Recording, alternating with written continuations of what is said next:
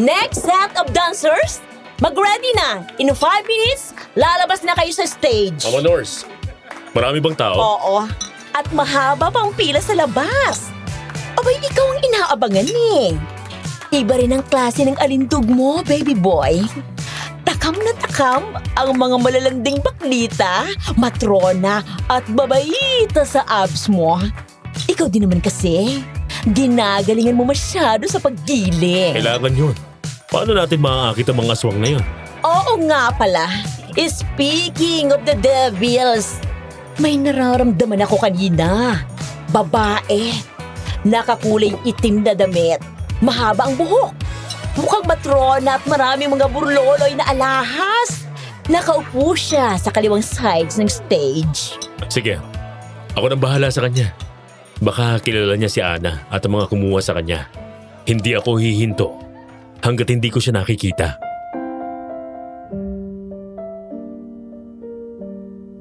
Have you ever felt something for someone that seemed right and wrong at the same time? What if you lose this person? How far will you go to bring this person back? Paano kung sa paghahanap mo ay iba ang natagpuan mo? Halina't pag-usapan natin ang inyong mga sagot sa comment section. Dear Aswang Diaries and Madam Venus, isang magandang araw po sa inyong lahat. Itago niyo na lang ako sa pangalang Lando. Ngayon po ay 40 anyos na. Hindi ko nababanggitin kung taga saan ako at kung saang lugar nangyari ang ikukwento ko sa inyo. Pero uumpisahan ko sa pagpapakilala sa akin. Isa akong dancer sa isang high-class bar. Isang male stripper. Kung alam niyo yung pelikulang Magic Mike, may pagkakahawig doon ang ginagawa ko. Sa isang high-class bar ako nagsasayaw. Puro mga mayayaman at may klasang customers namin sa isang malaking syudad sa probinsya. Bukod doon ay isa rin akong aswang hunter na mula sa angkan ng matitikas na manunugis. Doon ko nakilala si Ana, ang babaeng minahal ko. Isang buwan bago ang kasal namin ay bigla na lang siyang nawala. Ayon sa mga nakakita, may dumampot sa kanya at tinangay siya. Sinubukan ko siyang hanapin pero bigo ako. Hanggang sa lumipas ang 3 taon, nang sa wakas ay may balita akong natanggap tungkol sa kanya.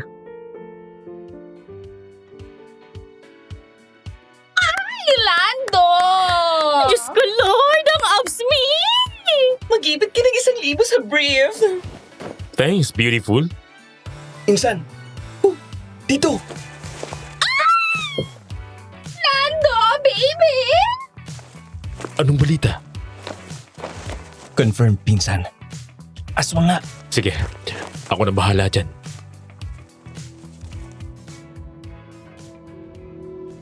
Pinunit namin ang white tank top na suot namin.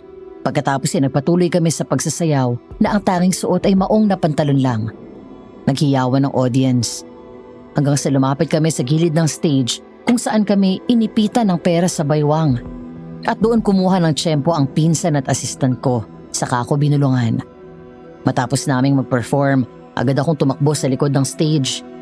Matapos bilangan at itago ang mga tip na nakuha ko, lumabas ako at nag-ikot-ikot sa mga mesa. At maraming mga customer ang gusto akong i-table. Pero syempre, pipiliin ko ang target ko. Maganda ang babaeng ito kahit na may edad na. Mukhang mayaman. Malagkit ang tingin sa akin. Umorder ako ng 2 shot ng tequila. Nang ilapit ko sa kanya yung asin at lemon, napansin ko na bahagya siyang umatras. Sinubukan pa niyang hindi masyadong ipahalata na natakot siya. Agad niyang kinuha ang alak at tinungga yun pero hindi niya kinain ang asin o kahit ang lemon. Pagkatapos may binulong sa akin. Sige, mauna ka na sa labas. Dito ako dadaan sa likod. Ano, boss? Handa mong gamit. Hinanda ko na kanina pa, nasa likod. Yari itong aswang na to.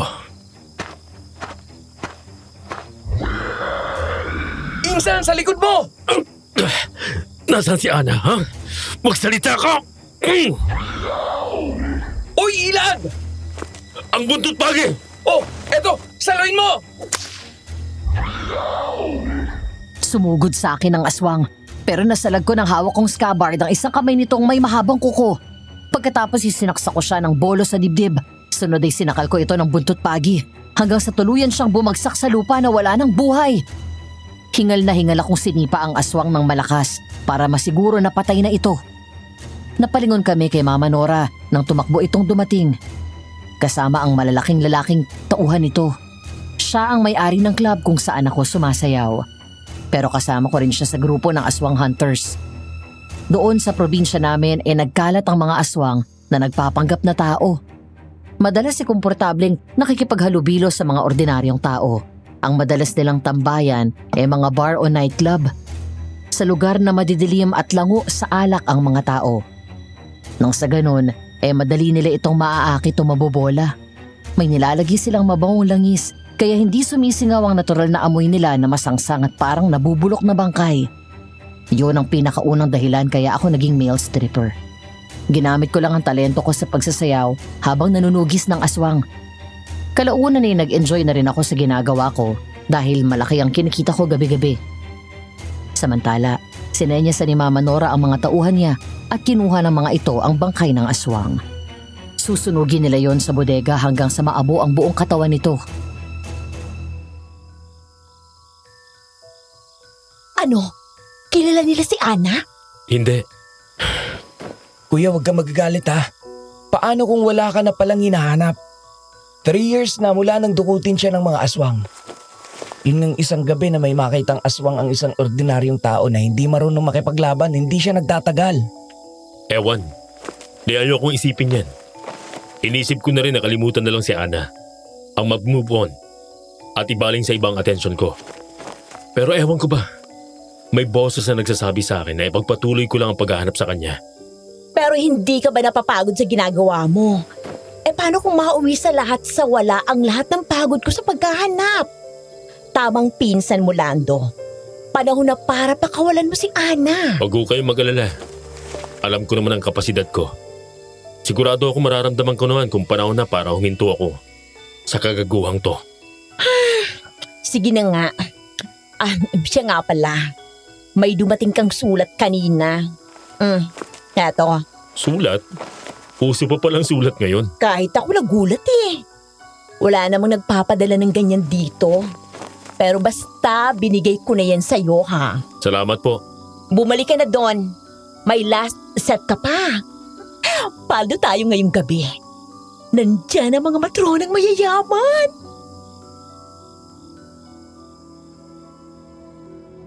Alas 3 na ng madaling araw nang makauwi kami ng pinsan ko sa apartment.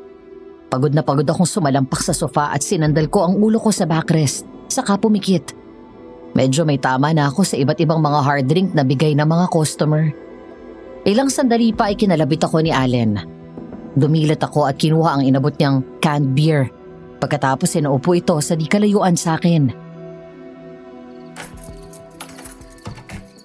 Banlaw muna bago matulog. Langyamang matrona yun. Gusto pa akong i-take home. Buti na lang, pinagbabawal ni Mama Nors yun.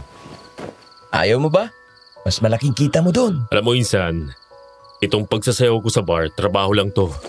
Trabaho para kumita ng pera at trabaho para manghuli ng mga aswang. Ayokong haluan ng kalokohan. Ang sabihin mo dahil kay Ate Ana. Tama, dahil sa kanya. Dahil hindi tama na sumiping ako sa ibang babae porket wala siya. Nga pala kuya, ang laki ng naiuwi mong tip ngayon ah. Nakamagkano ka? 50 tol. Bukod pa yung porsyento ni Mama Nors. Uy, tiba-tiba ka sa mga matrona ah. Oh, 5,000. Tago mo dyan sa'yo. Uy, thank you! Akala ko nakakalimutan mo na ako eh. Pero matanong nga kita kuya, kailan mo bala kuminto sa pagsasayaw sa club? Kapag nahanap ko na si Ana at nagpakasal na kami, pati sa paghahanting ng mga aswang, hihinto na rin ako. Nakabili na ako ng lupa. May bahay na rin akong pinapatayo. May ipon na rin ako sa bangko. Magtatayo na lang ako ng negosyo at pagyayamanin kong lupa. Siya na lang naman ang dahilan kaya ako nagsusumikap ng ganito eh. Sana nga may hinahanap ka pa kuya. Ay, teka. Yun palang sulat na inabot ni Mama Nors. Sana yun? Ay, eto sa akin. Binuksan ko ang sobre at kinuha ang papel sa loob. Isang postcard ang laman sa halip na sulat. Napakunot noo ako nang makita ang larawan sa harap. Nakalagay doon ang pangalan ng isang bayan sa isang probinsya sa Visayas region. Nang tignan ko ang likod, bigla akong napabalikwas ng tayo nang makita ang nakasulat doon. Sa isang iglap ay biglang nawala ang tama ng alak sa katawan ko.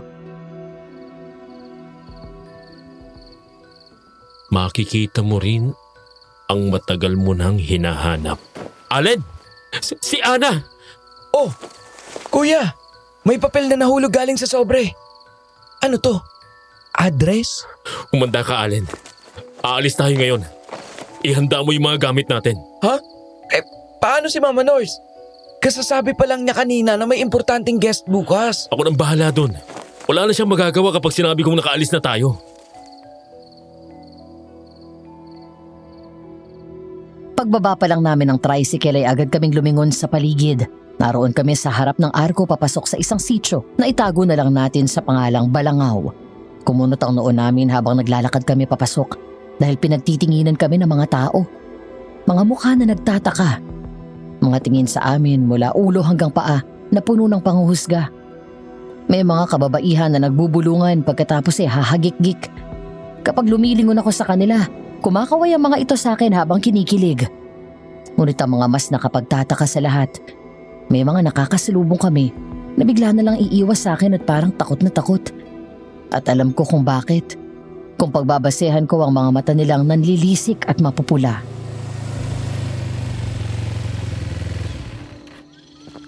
Mga adik bang mga tao dito?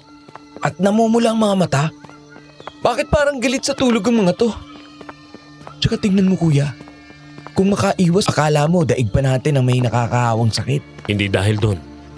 Dahil sa anting-anting na nakatattoo sa katawan ko. Teka, ang ibig mong sabihin? Tama ka. Dahil aswang sila. Hindi ordinaryong lugar tong napunta natin. Amuyin mo ang hangin. Hindi ba pamilyar sa'yo yan? Oo nga no. Narito tayo sa baryo ng mga aswang. Hala kuya, bakit hindi mo naman sinabi agad? Huwag kang magpalata. Kumilos ka lang ng normal. Mga abag, mukhang dayo kayo rito. Huminto kami sa paglalakad nang marinig ang boses ng isang matandang lalaki.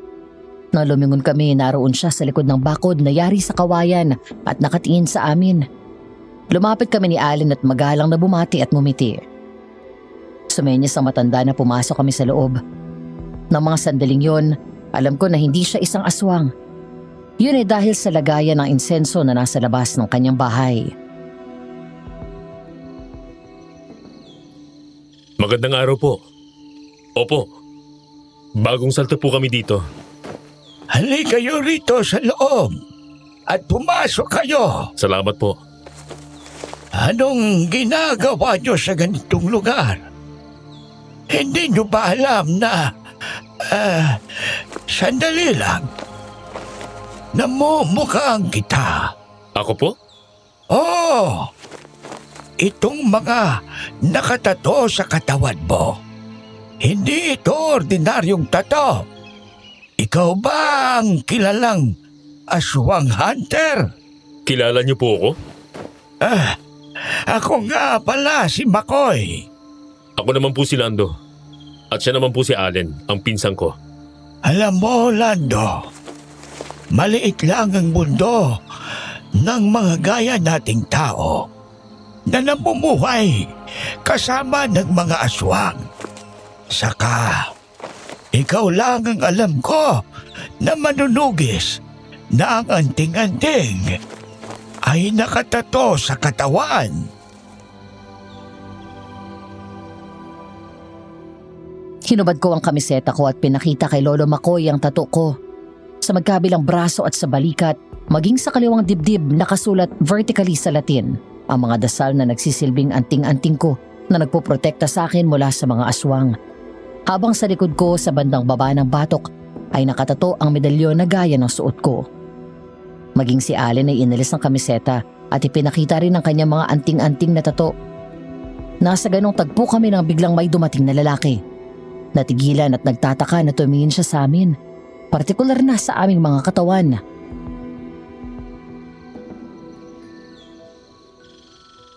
Siya nga pala si John. Ang anak ko. Magandang araw po. Magandang araw din naman. Tay, sino sila? Sila ang tanyag na manunugis. Siya nga pala. Ano nga bang sadya niyo rito? May babae po akong matagal lang hinahanap. Kagabi po, nakatanggap ako ng balita na matatagpuan ko siya dito. Anong pangalan nitong hinahanap mo? Ana po. Ito ang picture niya. Tay, si Ana nga. Kilala niyo siya? Ibig sabihin nandito talaga siya? Hindi na dapat kayo nagpunta dito. Nabuhayan ako ng loob dahil sa narinig ko. Ang 3 taon kong paghihirap at pagtitiis sa paghanap sa kanya, biglang napawi.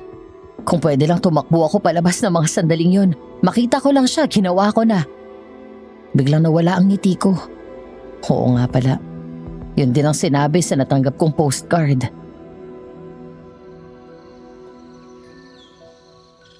Mahigpit ang tatay ni Ana. Kung ano ba ang intensyon mo sa kanya, kalimutan mo na. Tama si John. Hindi na dapat kayo pumarito. Kailangan ko lang po siyang makausap. Matapos yun, kung talagang ayaw niya na, hindi ko siya pipigilan. Palalayain ko siya. Malapit na magdilim. Bukas mo na siya ng umaga puntahan. Alam mo na siguro kung anong lugar ito. Kung wala pa kayong matutuluyan, dumito na muna kayo. Mas ligtas kayo rito. Salamat po.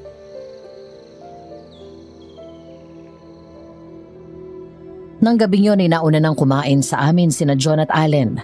Sumunod naman kami ni Lolo Makoy. Madaling nagkasundo ang dalawa na nagkikwentuhan at umiinom pa ng beer sa sala. Habang ako naman nagusisa tungkol sa bayan na yun. Minsan akong nakapunta sa isang baryo rin ng mga aswang. Malaki ang pagkakaiba ng dalawa. Dahil mas mabigat ang dating ng lugar na yon kumpara sa nauna kong pinuntahan. Mula pa kanina nang kumagat ang dilim, nanuot na ang lamig sa kalamnan ko at nangangalisag ang balahibo ko. Parang palaging may nagmamasid sa amin.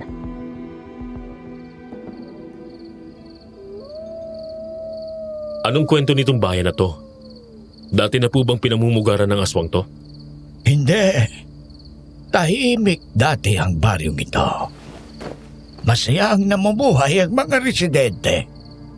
Hanggang sa isang gabi, ay biglang sumalakay ang mga aswang. Walang makapagsabi hanggang ngayon kung saan sila galing. Marami ng mga kaibigan at kapitbahay ko ang namatay dito. Ang iba naman ay umalis na rito. Ang iba ay gaya ko, nakikipagmatigasan sa mga aswang. Bakit ako lalayas? Sa amin ang bahay na ito at ang lupain ito. Sa amin ang bayan na ito. Sila ang dayo kaya sila ang lumayas. Pero delikado po rito. Hindi ako natatakot sa kanila. Kahit patayin pa nila ako, wala akong pakialam. Dito ako ipinanganak sa bayan na ito. At dito rin ako mamamatay. Gaano ba kalala ang mga aswang dito? May mga aswang dito na hindi nagpapalit ng anyo. Mga aswang na ipinanganak na ang isa sa mga magulang ay ordinaryong tao. Kapag hindi sila nagpapalit ng anyo, inaalay ng kanilang pinuno sa demonyo ang mga ito at ginagawa nilang ganap na aswang. Hindi po ako nangangako. Pero susubukan kong magagawa ko para matulungan kayo. Ayan na ang mga aswang. Sandali lang ho, Lolo. Lando, sandali lang. Saan ka pupunta? Dito lang po. Sisilip lang. Saktong katatapos ko ng kumain nang tumayo ako mula sa mesa nang umunguya pa. Pagkatapos kalmado ako nagubad ng t-shirt at kinuha ang bolo at buntot pagi. Binuksan ko ang pinto at wala sa loob na nagsindi ng sigarilyo. Mula doon nakita ko ang 4 na aswang. Tumatakbo at naghahanap ng mabibiktima. Hanggang sa lumingon sila sa akin nang maglakad ako palabas. Lando, bumalik ka rito! Lo, wag ko kayo mag-alala kay Lando. Kaya niya yan. Kilala niyo ba si Ana? Oh, bakit ba kayo nagagalit? Nagtatanong lang eh. Sandali, ang katawan niya manunugis. Kilala ko siya. Huwag kayong lalapit dyan. Papatayin niya tayo. Wala akong pakialam. Wow! Sikat din ako dito. Buti naman at kilala niyo ako. Correction! Aswang Hunter. Gas-gas na ang salitang manunugis. Sumugod sa akin ang mga aswang pero mabilis ko siyang sinalubong ng buntot pagi. Sabay talon ko palabas ng bakuran at mabilis na sinaksak ko ng bolo sa dibdib. Patay na bumagsak ang aswang. Pagkatapos pinakawalan ko ang usok sa bibig ko. Saka pinatay ang upos ng sigarilyo sa katawan ng aswang. Kalmado at normal ako naglakad palapit sa tatlo. Pero umatras sa mga ito dahil sa takot habang bumababa ang tingin sa mga nakatato na anting-anting sa katawan ko. Ikaw! Kilala mo si Ana? Etong picture niya oh. Uy! Saan kayo pupunta? Tingnan niyo muna yung picture ni Ana, huy! Lando, bumalik ka dito! Kuya, bukas ka na maggamon ng away. Ikaw talaga, oh. Nagtatanong lang eh. Ay, tiyak nakakalat ito sa buong baryo bukas. Ang alin po? Ang namatay na aswang. Bakit naman po? Hindi ba natural na dapat yun? Ah? Dito? Hindi. Walang lumalaban dito sa mga aswang. Mas normal dito ang makakita ka ng bangkay ng tao kaysa sa aswang. Ang huling binatang matapang na sumubok at lumaban sa mga aswang dito ay hindi rin nagtagumpay. Huwag lang nila akong hahadlangan para makita si Ana. Dahil hindi ko sila pagpapasensyahan. Kinaumagahan matapos mag-almusal ay agad akong lumabas at pinuntahan ang bahay na itinuro ni Lolo Makoy. Lakad takbo ang ginawa ko para makarating lang agad sa pupuntahan ko. Magkahalong kaba at pananabik ang naramdaman ko. Ilang sandali pa, sa harap ng isang malaking bahay, natigilan ako nang sa wakas, makita ko si Ana. Napangiti ako ng malaki nang masilayan ko ang mukha niya matapos ang matagal na panahon. Palapit na ako sa kanya nang biglang may dumating na lalaki. Si John, ang anak ni Lolo Makoy. Natigilan ako nang makita na nagyakap ang dalawa. Mahigpit. Isang yakap na puno ng pagmamahal at lambing. Hanggang sa nakita kong hinalikan ni Ana ang lalaki sa pisngi. Mula doon narinig ko ang pag-uusap nila. Be, alam mo naman na mahal kita, diba? Kahit anong mangyari, nandito lang ako. Hindi kita iiwan. Mabuti na lang talaga at nandiyan ka palagi sa tabi ko, be. Kaya mahal na mahal din kita eh. Kahit ano mangyari, huwag mo akong iiwan ha. Oo naman. So, tuloy ang kasal? Oo. Tuloy na tuloy. Anak? 3 taon, Madam Venus. Halos suyurin ko ang bawat sulok ng mga lugar na alam kong may aswang para lang mahanap siya. Ilang beses na akong binalaan ni Allen sa maaari kong malaman pero hindi ako nakinig. Dahil ngayon, ang babaeng matagal kong hinahanap, ayun, kapiling na ng ibang lalaki. Bigla ko tuloy na itanong sa isip ko, worth it ba ang lahat ng pinagdaanan ko? O baka naman talaga, wala na sa simula pa lang, pero ako na lang ang kumakapit. Lando? Lando? Lando? Pasensya na pare. Pwede ba kami mag-usap sandali? Oo naman. Ako? Kakausapin mo? Teka, sandali lang.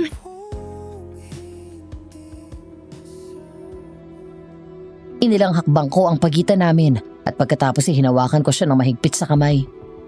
Sa harap ni John at ang mga kasama niyang kaibigan, hinila ko si Ana palayo at dinala sa kakahuyan. May napansin ako agad nang magdaop ang mga palad namin. Mas mainit yun ngayon kumpara dati na palaging malamig. Pangalawa, malambot ang mga kamay niya at banayad ang kutis. Hindi ganun ang naalala kong balat ni Ana. Pangatlo ay ang aura ng kanyang mukha. Mas magaan yun at parang nakangiti ang kanyang mga mata. Hindi ganun ang mata ni Ana noon. Palaging malungkot at malamig ang mga tingin niya sa kahit sinong tao. Pagdating namin sa kakahuyan, saka ko binitawan ang kamay niya. Doon ko pinakawalan ng luha ko. Ang sama ng loob ko. Sa galit ko, nasuntok ko ng malakas ang isang puno. Ay, Lando, yung kamay mo. Ano yun, ha? Ano yung nakita ko? Ang alin? 3 taon, Ana. 3 taon kitang hinanap. Tapos ganito lang ang bubungad sa akin? Ikakasal ka na sa iba? Ako ang unang nag-propose sa'yo. Sa akin ka unang nangako ng kasal. Lando, sandali lang. Magpapaliwanag ako sa'yo. Hindi. Ako ang pakinggan mo. Hindi pa ba ako sapat, ha? Handa akong talikuran lahat para sa'yo. Nakaplano ng lahat, di ba? Pero Lando, maling iniisip mo. Malinaw ang pandinig ko. Sinabihan mo si John na mahal mo siya. So ganun na lang yon? Mawawala ka ng 3 taon na halos ikabaliw ko tapos may iba ka na pala? Hindi mo naiintindihan. Ipapaalala ko sa'yo kung ano tayo dati. Hindi ako...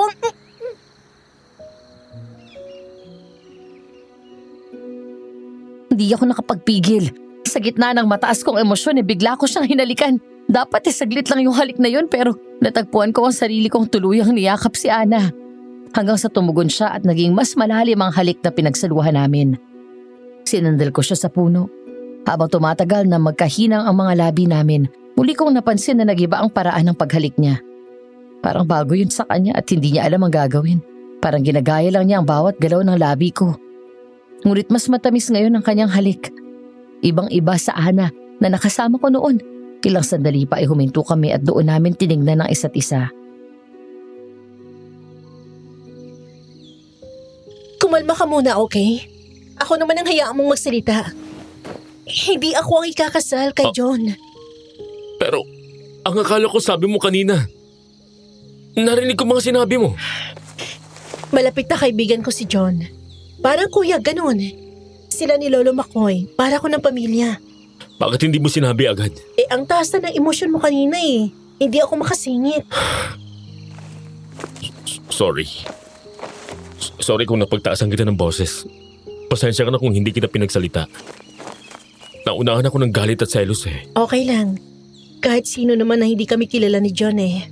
Napagkakamalan kami Kung ganun. Wala lang yon. Oo. Matalik na kaibigan ko si John. Sige na nga. Sasabihin ko sa iyo para panatag ka. Totoo na ikakasal si John itong darating na Sabado. Pero bisexual siya. At ang kasal na yon ay ayon sa kasunduan lang. Nagtatalong isip niya kung itutuloy niyang kasal o susundin ang sarili niyang damdamin. Kino-comfort ko siya kanina. Sorry talaga. Kasi naman eh. Ang tagalan nating hindi nagkita tapos ganun lang maaabutan ko. Pero wag na nating pag-usapan yan. Yung dumukot sa'yo noon. Sino yon? Ang pamilya ko. Sa pilitan nila ako inuwi dito. Bakit kailangan nilang gawin yun? Dahil naglayas kami. Ang ibig kong sabihin ako. Hindi ko alam kung nabanggit ko na to sa iyo noon.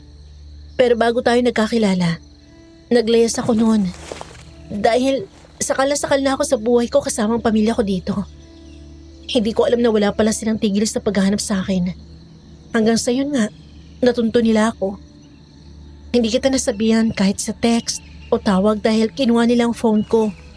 Kinulong nila ako ng matagal sa bahay. Kaya kong humarap sa pamilya mo. Kaya kitang ipagtanggol sa kahit na kanino. Kung gusto mo, kahit ngayon harap ako sa kanila. Pakiusap, wag. Wag mo na ngayon. Hindi mo kilalang pamilya ko. Ang totoo, marami ka pang hindi alam sa akin, Lando. At hindi ko alam kung matatanggap mo yun. Kung ano man yan, wala akong pakialam. Ana, mahal kita. Walang kondisyon ang pagmamahal ko sa'yo. Salamat kung gano'n.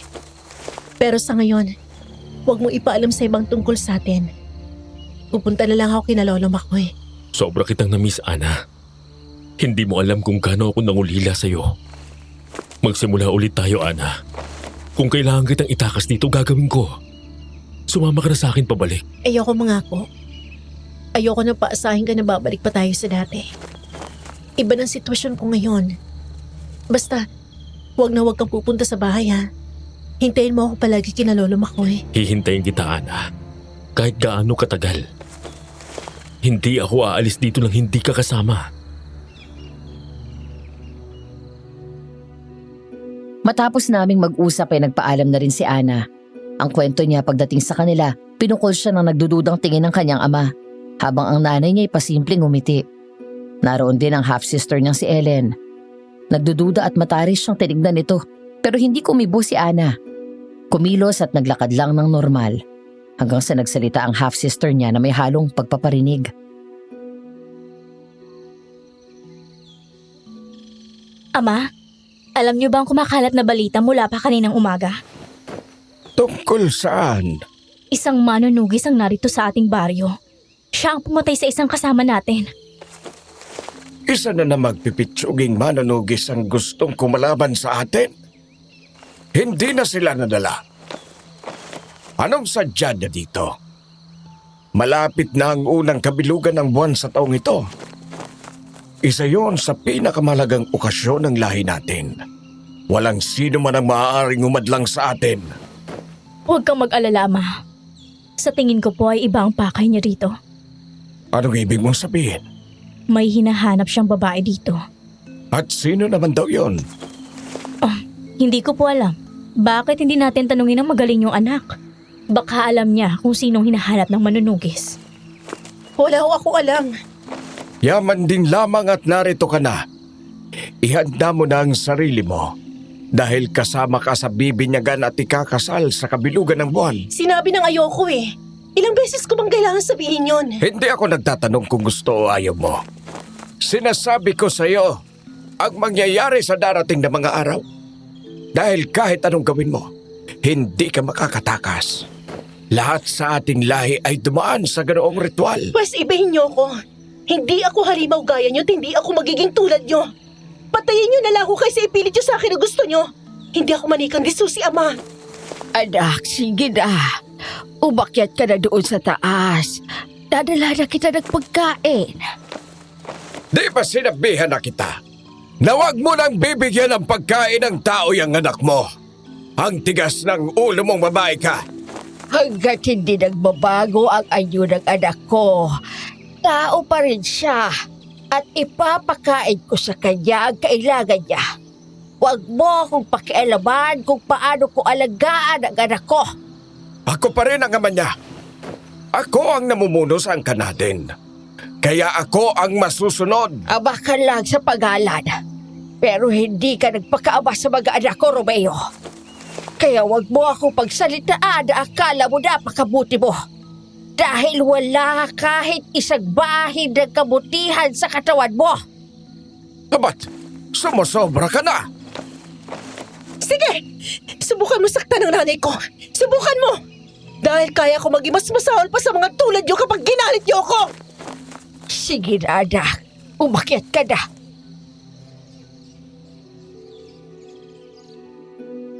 Galit niyang pinukol ng tingin ng sariling ama. Gayon din si Ellen na inirapan pa niya. Ayon kay Ana, mula raw sa ibaba at umakyat na siya sa kanyang kwarto. Naisarado niya ang pinto na tigilan siya na makita ang larawan ng isang babae na kapareho ng kanyang muka. Naupo siya sa kama at sumandal sa headboard. Pagkatapos ikinuha ang picture frame at tinitigan ito. Kasabay nito ay wala sa loob na napangiti siya habang inaalala ang halik na pinagsaluhan namin noong araw na yon. Ana, hindi ko maintindihan. Anong ayaw mo sa kanya? Bakit hindi mo nagawang mahalin si Lando? Paano mo siya nakuha lokohin? Okay naman siya para sa akin. Okay na okay. Ibang nararamdaman ko sa kanya. Mabait siya. Matapang. Mukhang determinado siyang kunin ako. Ana, sorry. Hinalikan ako kanina ni Lando at nagustuhan ko yun. Gusto ko makilala siya ng lubos. Pwede ba sa akin na lang siya? Kung hindi mo siya kayang mahalin, pwede bang ako na lang ang magmamahal sa kanya? Wow! Ang galing mo namang magpanggap. Anong pinagsasabi mo dyan? Pwede kang maging artista. Ang galing mo magpanggap kay ama na hindi mo kilala yung manunugis. Nakita ko kayo, Naila. Hawak ka sa kamay ng manunugis na yon at nagpunta kayo sa kakahuyan. And so, anong gusto mong gawin ko? Isusumbong kita. Then go. Go ahead. Sabihin mo sa kanya, diyan ka naman magaling eh. Huwag kang mag-alala, di kita pipigilan.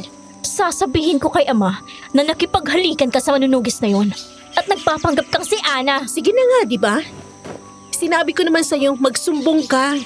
Gusto mo pa ba nasamahan kita? Oh, ano? Ano akala mo? Magmamakaawa ako sa'yo?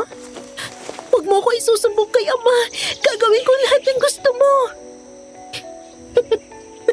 Ganun ba ang inaasahan mong sagot ko? Mayabang ka talaga kahit kailan. Ganito na lang. Sige. Sabihin mo kay amang nakita mo kanina. Pero sasabihin ko rin sa kanya at kay nanay na ikaw ang pumatay kay Ana. Wala akong alam sa sinasabi mo. Come on, Ellen. Naroon din ako nung gabing yon. At nakita kong lahat ng ginawa mo. Ikaw ang pumatay sa kakambal ko. Hindi ako yon. Kung hindi ikaw, sige nga. Sabihin mo kay amang totoong nangyari nung gabing yon. Bahala ka sa buhay mo. Lintik lang ang walang ganti, Ellen. Sisingilin kita sa lahat ng ginawa mo kay Ana. Kayo ng ama mo at ng angkan yung pinaglihis sa demonyo. Naila, anak. Pasok po kayo, Nay. Pasimpleng pinunasan ni Naila ang luha at binalik ang picture frame sa mesa. Maya-maya ay bumukas ang pinto at pumasok sa loob ang nanay niya na may dalang isang tray ng pagkain. Mula nang sapilitang ibalik doon, ang nanay na ron ni Naila ang palaging personal na naghahanda ng pagkain niya para masiguro na walang ilalagay na kahit ano ang mga kasambahay na maaring maging dahilan para mayanggaw siya.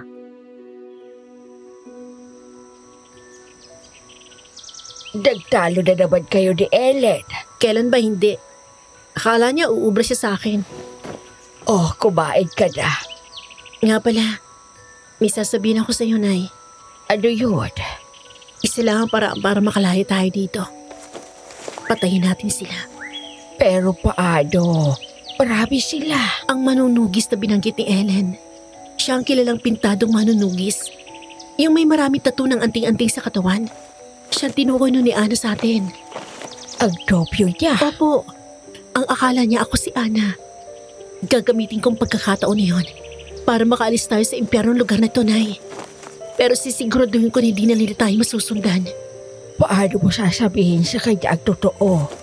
Kailan mo ipapakilala sa kanya na ikaw si Naila? Bahala na. Isang gabi habang nasa kalagitnaan ng pagtulog si Ana. Paalala, ito ang mga panahon na hindi ko pa alam ang totoo niyang katauhan. Kaya Ana ang ginagamit ko munang pangalan mula sa simula. Ang kwento niya ay himbing na siyang natutulog nang maalimpungatan matapos marinig ang malakas na angil ng mga aswang. Bumangon siya at bumaba sa kama. Mula doon sa bintana ay nakita niyang naroon sa kanilang bakuran ang kanyang ama, si Ellen, at ang 3 pang aswang na kasama nila. Dinig na dinig niya ang usapan ng mga ito na labis na ikinabahala ni Ana. Nasa bahay ni Tandang Makoy ang manunugis. Kailangan natin siyang unahan bago pa siya makialam sa gagawin natin ngayong darating na kabilugan ng buwan. Pero ama, ang balita ko ay malakas na manunugis ang isang to. Tayo ang naghahari sa bayan na ito. Kaya siya dapat ang matakot sa atin. Anong gagawin natin? Sasalakay tayo sa bahay ng matandang yon. Patayin ang manunugis. Patayin ang sino mga hadlang at haharang sa atin.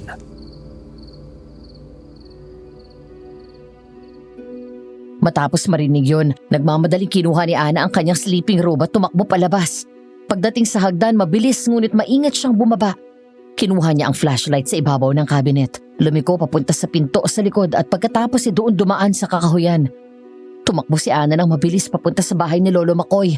Hindi pa man din nagtatagal, may narinig na siya mga angil ng aswang. Nalumingon siya. Ganun na lang ang gulat niya nang makitang hinahabol na siya ng 3 aswang na kasama ang tatay niya. Maya-maya, sunod niyang narinig ang boses ng kanyang ama. Alam ni Ana na sa mga sandaling yun, hindi siya nakikilala ng mga ito dahil na rin sa dilim ng paligid.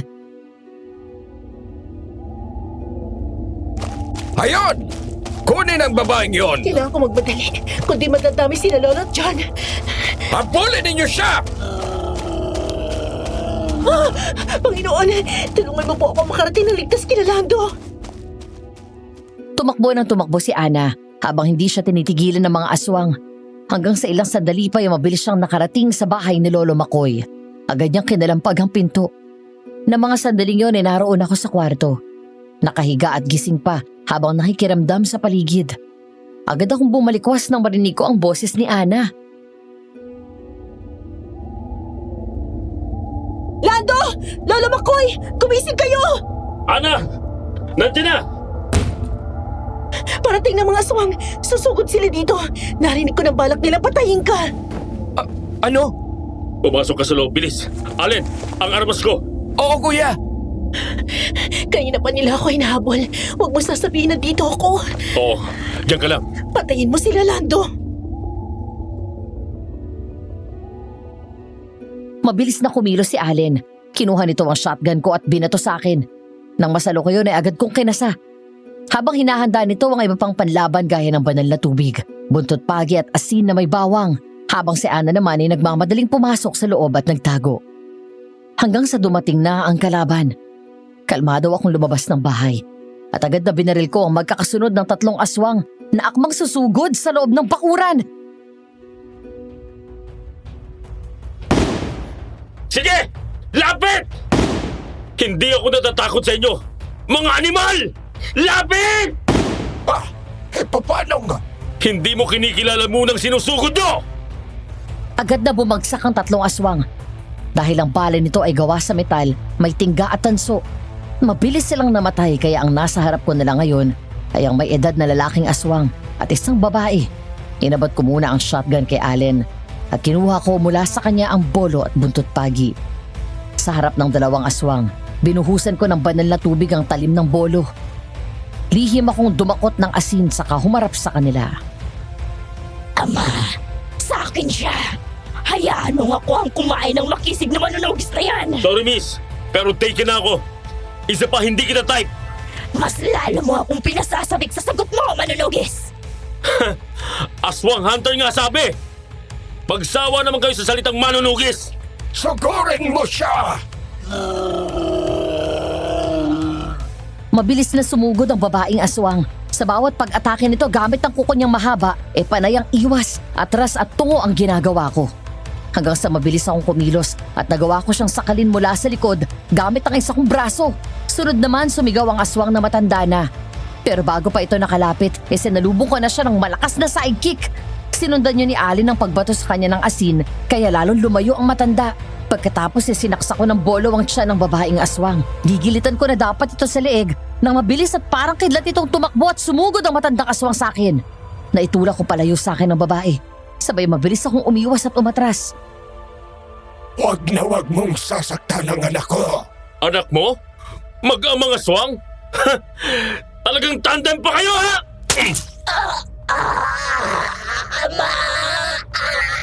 Walang hiya ka! Pagbabayaran mong ginawa mo sa anak ko! Nagagalit ka dahil sinaksak kong anak mo. Ngayon, naisip mo bang nararamdaman ng mga magulang at ng mga anak ng mga taong pinatay nyo? Para lang mapawi ang gutom nyo? Papatayin kita! Sige! Subukan mo! Muling sumugod sa akin ang aswang. Hinayaan ko siyang makalapit at sinalubong ko pa siya ng malakas na suntok at sipa. Pagkatapos sa 2 magkasunod na hagupit ng buntot pagi, hingal na hingal at bahagyang umatras. Nanlilisik ang mga mata sa akin at alam kong natapakan ko ang yabang niya sa katawan. Umangil ito ng malakas at muling sumugod sa akin. Bigla ko siyang binato ng asin. Sumigaw ang aswang ng masaktan matapos tamaan sa muka. Doon ako sumugod at sinaksak ko ito ng bolo sa gilid. Hanggang sa biglang sumigaw si Allen. Kuya Lando! Sa likod mo! Bitawan mo siya! Itong tatandaan mo, manunugis. Hindi pa tayo tapos.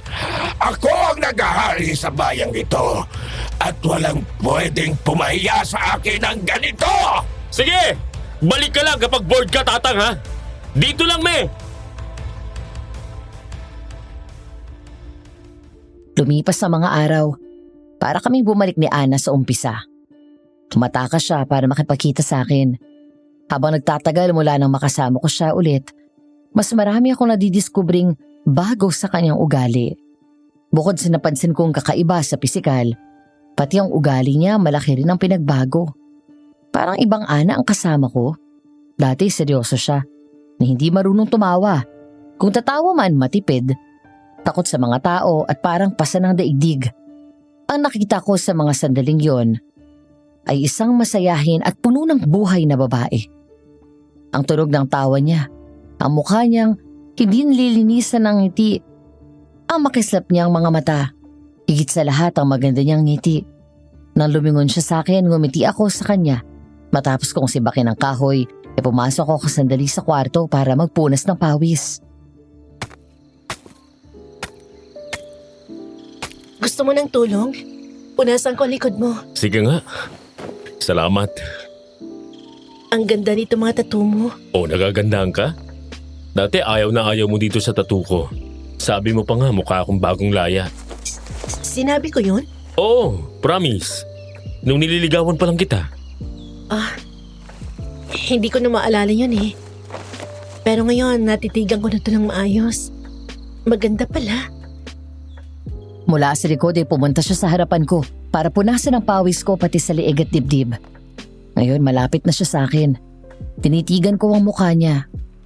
Alam kong siya si Ana, pero parang ibang tao na ang kaharap ko. Dahil hindi ganito kalambing at maasikaso ang dating Ana na kilala ko. Mas ako ang nagsisilbi sa kanya kesa siya ang nagsisilbi sa akin. Wala naman akong problema doon. Gusto kong palaging spoiled ang girlfriend ko sa akin. Pero iba pala kapag ikaw mismo ang inaalagaan. Dahil doon ay hindi ko mapigilan ang sarili ko at hinalikan ko siya sa labi. Di naman niya ako tinulak at sa halip ay tumugon din. Sorry, hindi ko napigilan. Natutuwa lang kasi ako sa iyo eh. Bakit naman? Ngayon mo lang ako inasikaso ng ganito. Ang sarap pala sa pakiramdam kahit simpleng may nagpupunas ng pawis ko. Ang sarap din palang maalagaan at maasikaso. Ganun ba ako kalala dati? Hindi ko naman masasabi na malala. Okay lang din naman sa akin yun. Pero mas gusto ko yung kung ano ka ngayon. Lagi kang nakangiti, ang ganang dating mo. Mas nararamdaman ko ngayon na mahal mo ko. Hindi ka tulad dati. Ang labig mo sa akin. Tapos lagi ka pang masungit. Parang nainlove ulit ako sa bagong Ana na nakikita ko ngayon. Talaga? Mahal, sana hindi ka na magbago. Sana ganito na lang lagi tayo. Hayaan mo. Babawi ako sa lahat ng naging pagkukulang ko sa'yo.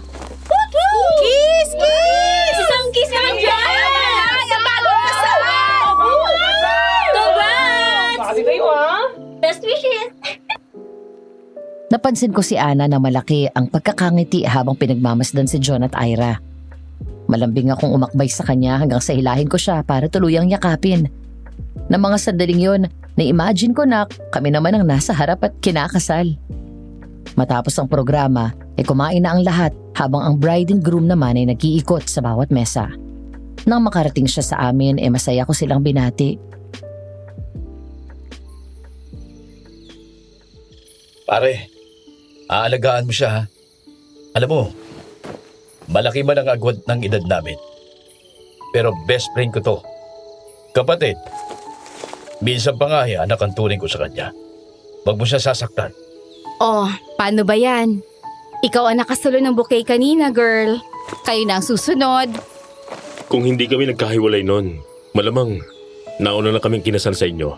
Hoy, babae. Huwag mo nang pakawalan to. Ikakadena ko na siya. Yan, ganyan. Sige pare. Ana, dito muna kami. Dumating ang araw ng kasal ni na John at Ira. Abala ang lahat ng kamag-anak ng mag-asawa para sa espesyal na araw na yon. Lahat nagluluto ng kanilang handa. Ang mismong seremonya ng kasal ginanap sa isang parte ng kakahuyan na madalas na pinagpapasyalan ng mga magkasintahan. Ilang sandali pa, habang naghihintay kami ni Allen, nagsimula nang magmarcha papunta sa harap ng altar ang buong entourage. Nang maglakad si John, tumingin siya sa amin at gumiti. Binihiro ko pa si Allen dahil parang Biyernes Santo ang mukha nito. Uy, bakit ka nakabusangot dyan? Ha? Wala.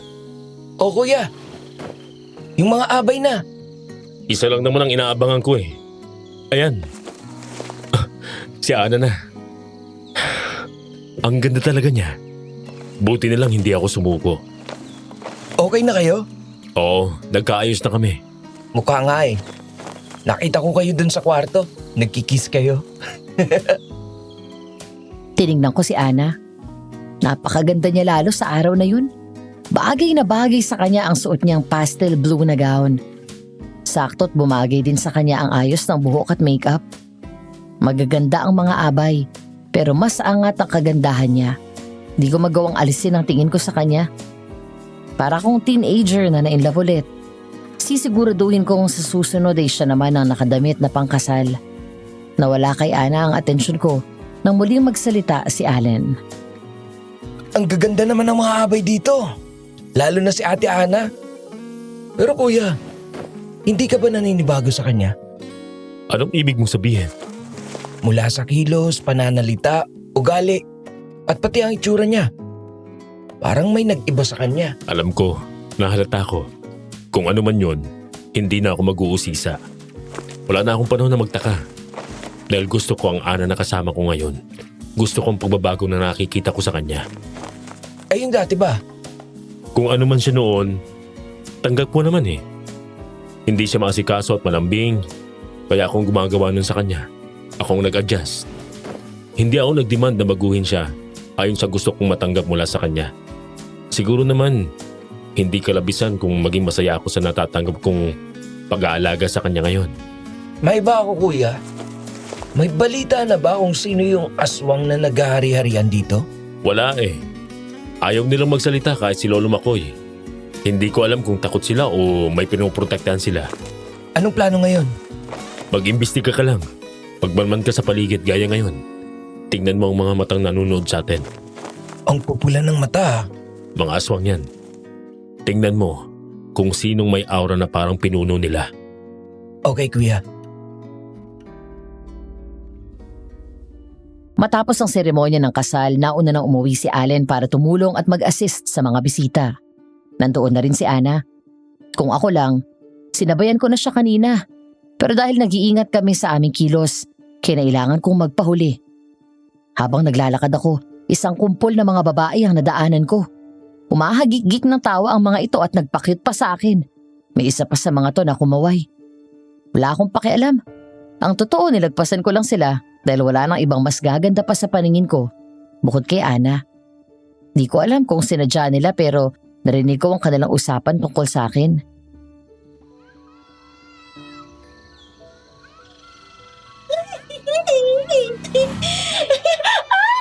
Yan ba yung manunugis? Ang gwapo!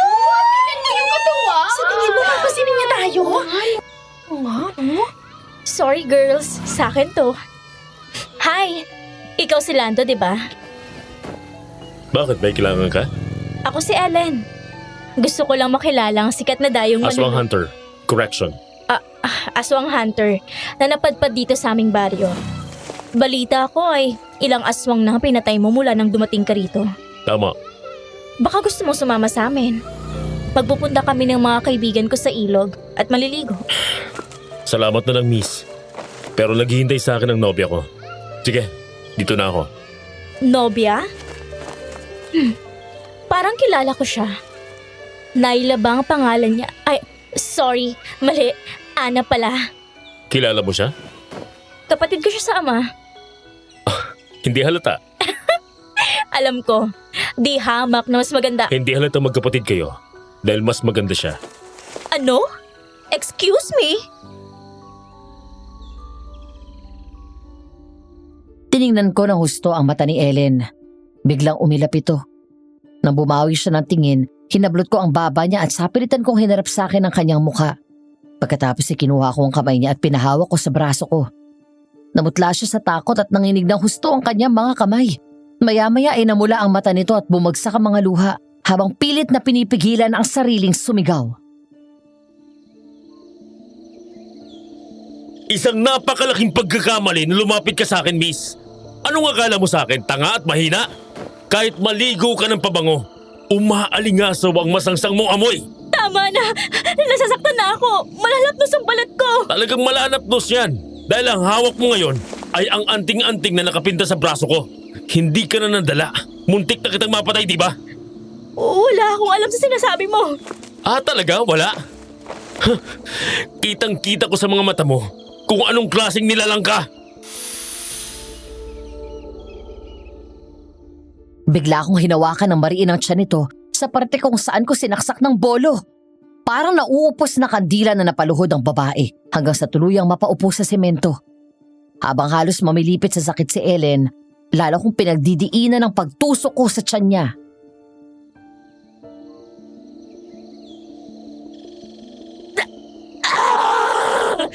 Tama na! Hindi ako lalaban! Sabi na eh. Eh di lumabas din ang totoong katauhan mo. Bitawan mo ako! Hoy, aswang! Gusto mong mamatay ngayon, ha? Wag! Parang awa mo na! Huwag mo ko patayin!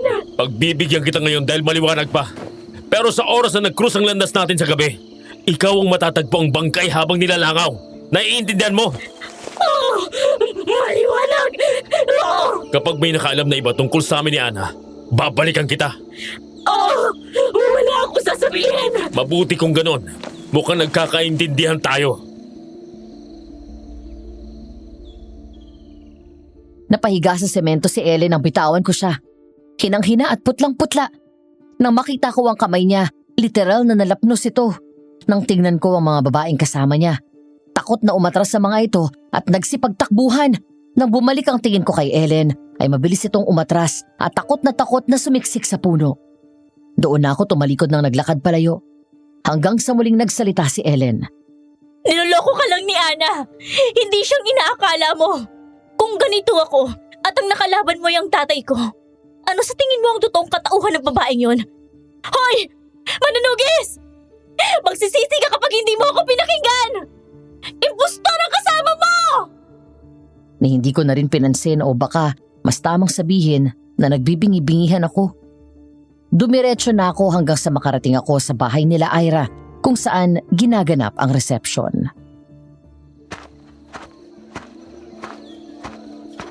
Lando, bakit ngayong ka lang? Ha? Wala. May aswang lang akong sinampulan sa daan. Napalaban ka? Hindi naman. Halika, kain na tayo. Nagugutom na ako eh. Bukod sa naging engkwentro ko kay Ellen, wala nang naging aberya sa araw na yon. Matapos mag-alisa ng mga bisita ay nagkaroon pa ng inuman. Tumulong si Ana sa pagliligpit ng mga gamit at tumulong naman kami sa paglilinis. Dahil sa pagod ay naglambing ako sa kanya na doon matulog. Kaya naman gano'n na lang ang tuwa ko nang pumayag siya. Magkatabi kami sa kwarto. Si Ali naman ay nakahiga sa sofa sa sala. Nang gabing yun, mas nakapaglambing ako kay Ana. Hindi gaya dati. Sa tuwing maglalambing ako, yumayakap sa kanya. Nagagalit ito at naiirita. Lagi akong tinataboy. Ngunit ngayon, hinahayaan na niya akong yakapin, halikan at hawakan siya. Ngunit naputol ang masayang sandali namin nang...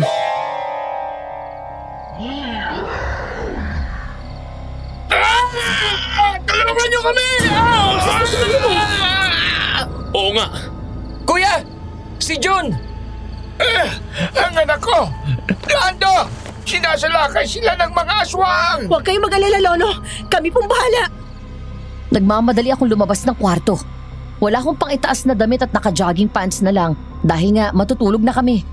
Pagkakuha namin ng armas mula kay Allen, tumakbo kami palabas at pinuntahan agad ang bahay nila. Palapit pa lang kami, naririnig ko si John na nilalabanan ng 4 na aswang na sumasalakay. Kinasa ko ang shotgun at sunod-sunod na binaril ang mga aswang. Sa isang iglap bumagsak na walang buhay ang 4. Mula sa likod ay may sumugod sa amin na 2 aswang. Pero nang humarap ako at nakita ang nasa katawan ko, ay biglang umatras sa mga ito at tumakbo palayo. Pero bago pa sila tuluyang makatakas, pinagbabaril ko ulit sila. Pagkatapos, doon ko palang nalapitan ang bagong mag-asawa. Kuya John, ayos lang kayo? Oh, salamat na dumating ka, Lando. Ate Ira, okay ka lang? Oo, Lando. Salamat sa pagliligtas mo sa amin. Wala yun. Paano nakapasok dito ang mga aswang? Wala ba kayo nakasabit na pangontra? Wala eh. Nakalimutan naming dalawa. Pagod na pagod kasi kami. Nakatulog nga kami kaagad eh. Kasalanan ko. Binili na yan sa akin ni tatay kanina pero nakaligtaan ko. Huwag kayong mag-alala. Akong bahala. Lalagyan ko na ngayon. Teka, kukuha na ako ng asin at bawang sa kusina. Pumasok si Ira sa loob ng bahay para ihanda ang mga bawang na isasabit niya. Habang kaming mga kalalakihan ay nilalabas ang bangkay ng mga aswang. Hanggang sa nagulat kami nang biglang umalingaw-ngawang malakas na sigaw ni Ira. Napatakbo si Naila sa loob. Kasunod ang tatlo. Hanggang sa isang malakas na angil ng aswang ang narinig namin mula sa loob.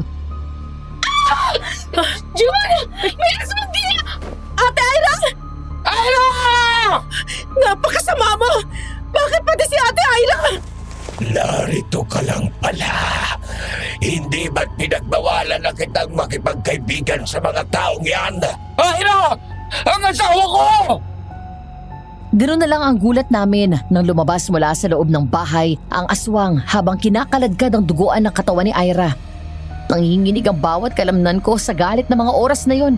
Mabilis kong kinasa ang baril ko pero biglang hinagis ng aswang si Ira at hinablot si Ana sa damit saka sinampal ng malakas. Lalo akong humakbang palapit at hindi ko binaba ang baril. Traitor ka! Tama na! Kahit saktan niyo ako ng saktan, hindi ko kayo susundin! Wala kang kwenta! Demonyo ka! Isang beses mo bang saktan siya? Pasasabukin kong ulo mo! Eto bang lalaking nababalitaan kung kinahuhumalingan mo? Ang dami diyan, pero sa isang manunugis pa talaga! Mahal ko siya! Mahal! Sa tingin mo, mabalin ka niya. Ngayong alam na niya na isa kang aswang. Hindi ako aswang! Hindi ako magiging gaya niyo ni Ellen! Ang hirap sa'yo! Mas marunong ka pa sa nararamdaman ko! Bibitawan mo siya o papatayin kita! Oo, talaga. Kaya mo akong patayin. Ang ama ng babaeng mahal mo. Kung kasing demonyo mo, oo naman! Ang sabi ko, bitawan mo siya! Sa akin lang sasama ang anak ko! Bitiwan mo ako, Ama! Ayoko sumama sa iyo! Pakawalan mo na ako! Nang nakita kong sa apilitan siyang hinihila ng aswang, kinasa ko ang baril at papaputukan ko sana ito. Pero naubos na ang dala naming bala. Binato ko ang baril kay Allen at binigay naman niya sa akin ng bolo. Nagulat ako nang biglang sinuntok ni Ana ang aswang. Pagkatapos ay dumakot siya ng lupa, sabay bato sa mata nito. Dahil doon ay nakatakbo siya palayo. Naila! Naila? Kahit noon ay wala ka nang dinala sa akin, kundi sakit ng ulo. Kung nabubuhay lamang si Ana ngayon, Ano? Anong sabi mo? bumalik ka rito! Hindi! Mamamatay na muna ako bago niyo matupad ang masamang balak niyo sa akin! Bago namatay ang kakambal ko, nangako ako sa kanya hindi ako magiging kagaya niya!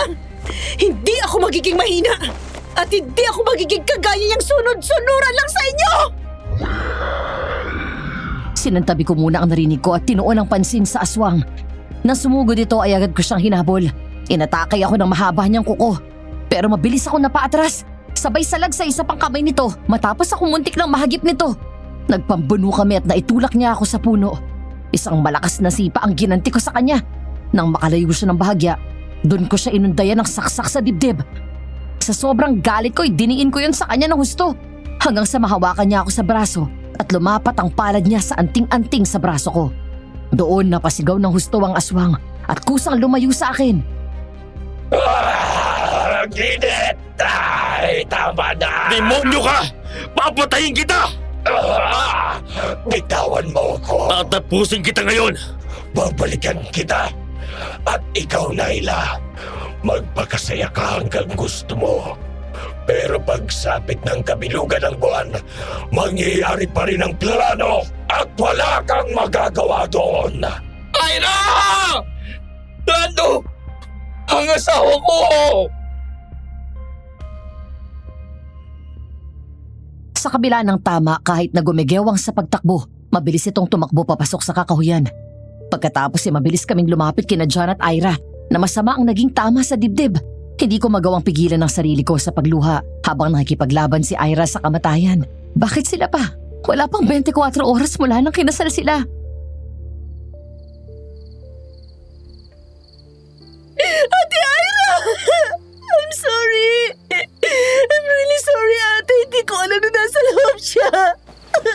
Huwag mong sisihin ang sarili mo. Wala kang kasalanan. Ira, kumapit ka lang ha. Dadaling ka namin sa ospital. John, salamat ha. Kasi kahit na alam kong napilitan ka lang, tinuloy mo pa rin ang kasal.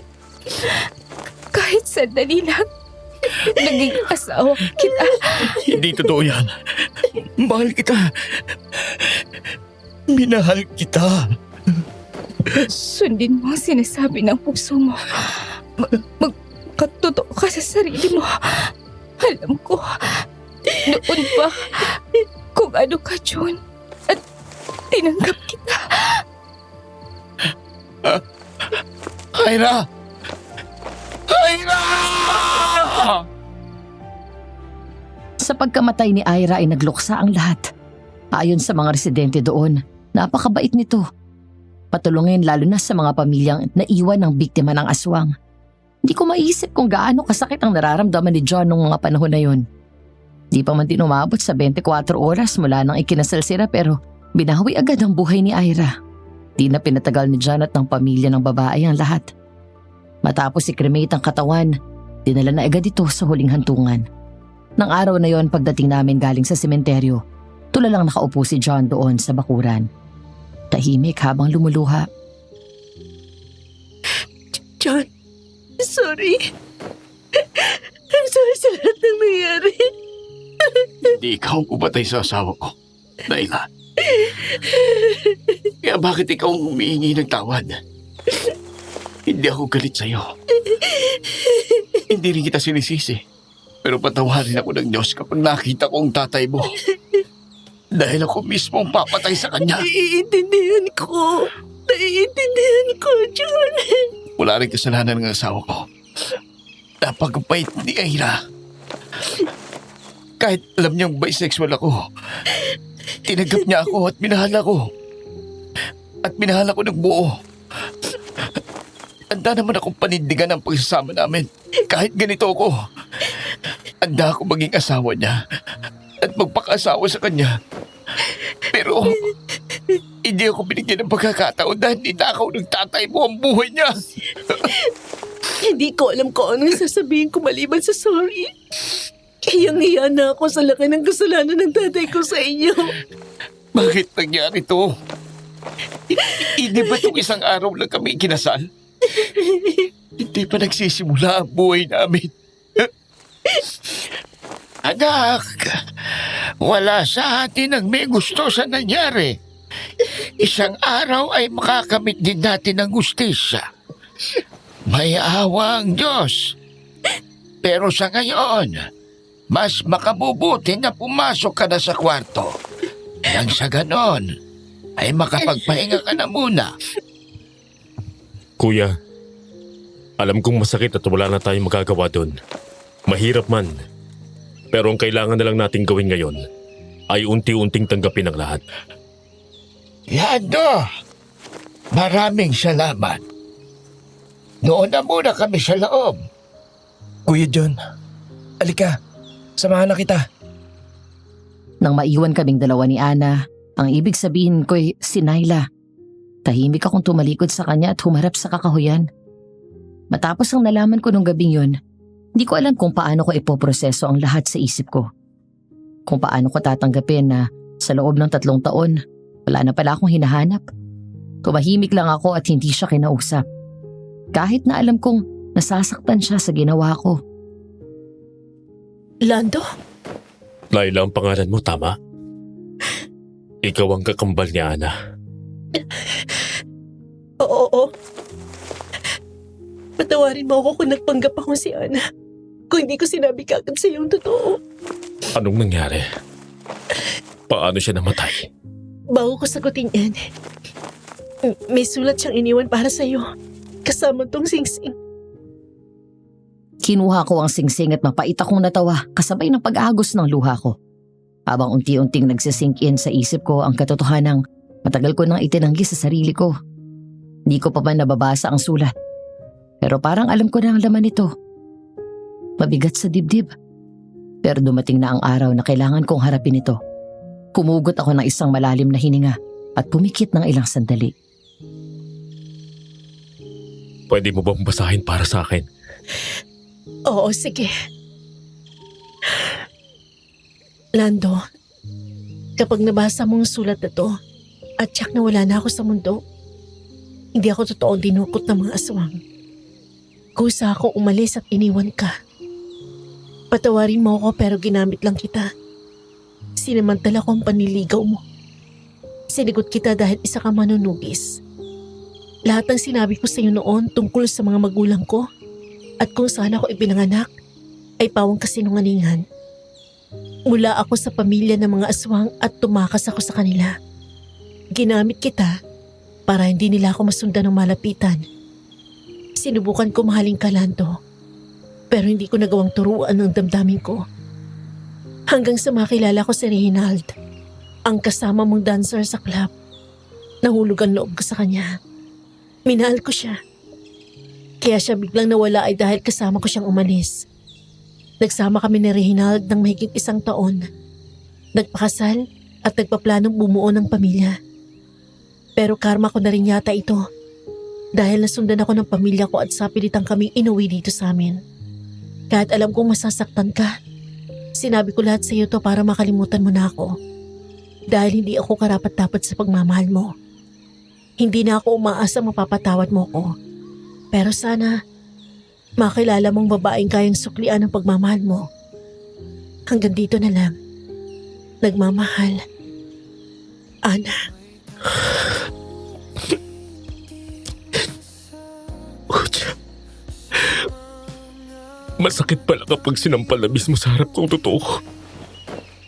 Alam mo hindi ka mahal ni Ana? Oo. Alam ko noon pa na ginagamit niya lang ako at may relasyon sila ni Reynald.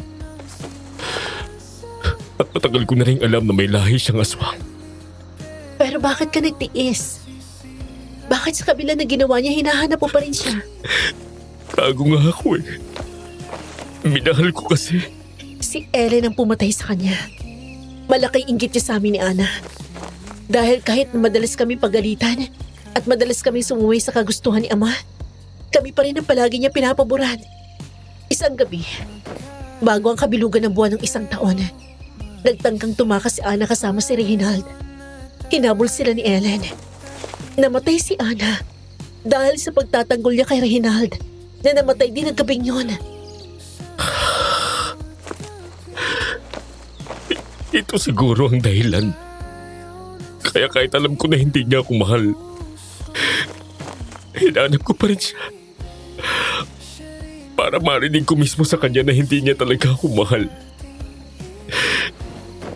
Nang sa ganon, alam ko kung kailan ako hihinto at haharapin ang buhay ko nang wala siya. Napakapalad ni Ana. Dahil minahal siya ng isang tulad mo, Lando. Doon ako lumingon kay Naila. Ngumiti siya sa akin pero hindi yun umabot sa kanya mga mata. Bigla kong hinanap-hanap ang dating masayahing dalagang nakilala ko. Pinigilan ko ang sarili kong yakapin siya at punasan ang mga luha niya. Dahil hindi na siya ang Ana na inakala ko noon. Pero siya naman ang lumapit at niyakap ako. Patawarin mo ako kung nagpanggap ako. Nung una hindi ko nasabi kaagad sa iyo. Dahil sa unang pagkikita natin, naging emotional ka. Hanggang sa halikan mo ako. Hanggang sa pinaramdam mo sa akin kung paano ka nagmahal. Nagustuhan ko yun, Lando. Kahit sa sandaling panahon naging masaya ako. Kahit saglit lang naging makasarili ako. Pinagbigyan kong sarili ko maging masaya sa piling mo. Kahit na ako si Ana sa paningin mo. Napakasarap mong magmahal, Lando. Sayang, hindi yun nakita ni Ana. Ngayon alam mo ng totoo. Malaya ka na, Lando. Maaari mo nang harapin ang buhay mo nang wala ang kapatid ko. Salamat sa panahon na pinaramdam mo sa akin na totoong mahal mo ko. Sandali, Naila. Ang sarap sa pakiramdam na marinig ka. At tinawag ako sa totoong pangalan ko. Saan ka pupunta? Uuwi na ako. Kailangan ko na bumalik sa amin. Siguro kailangan kong tanggapin na ito na talaga ang buhay ko. Na nakatakda ako maging aswang. Umalis ka na dito, Lando. Bumalik ka sa dating buhay mo. Dahil baka sa susunod na makita tayo, isa na akong ganap na aswang at magkalaban na tayo. Hindi mo kailangan gawin to. Wala na rin namang saysay na tumakas ako eh. Masusundan nila ako.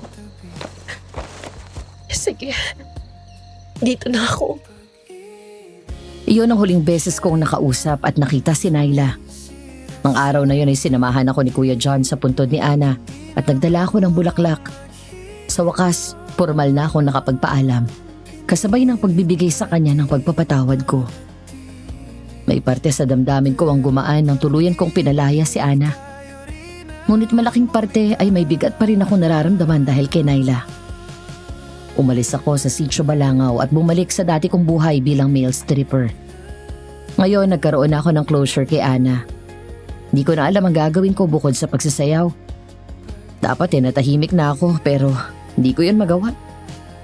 Isang gabi doon sa club, isang set pa lang ang natatapos ko pero parang pagod na ako. Hindi ako masyadong nakikipaghalubilo o nakikipagbiroan sa audience gaya ng dati. Wala ako sa mood at mukhang napansin yun ni Mama Norse.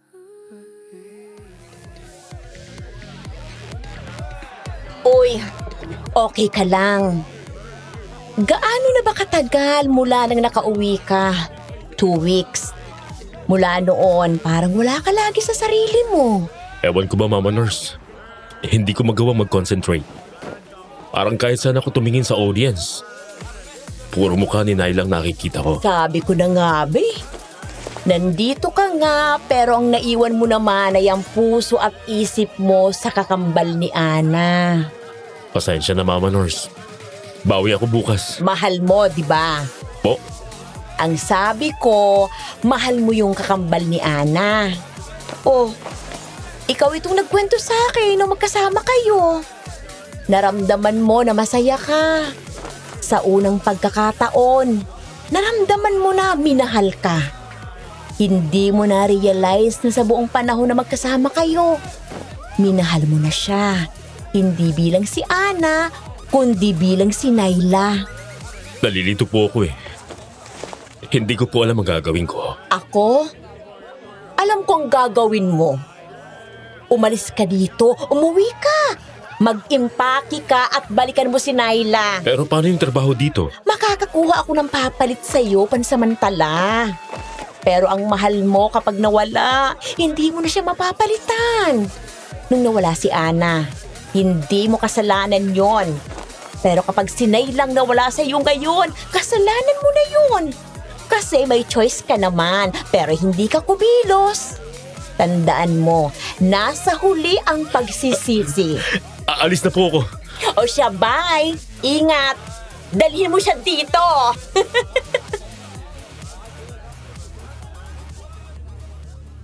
Dahil sa sinabi ni Mama Norse para akong binuhusan ng malamig na tubig.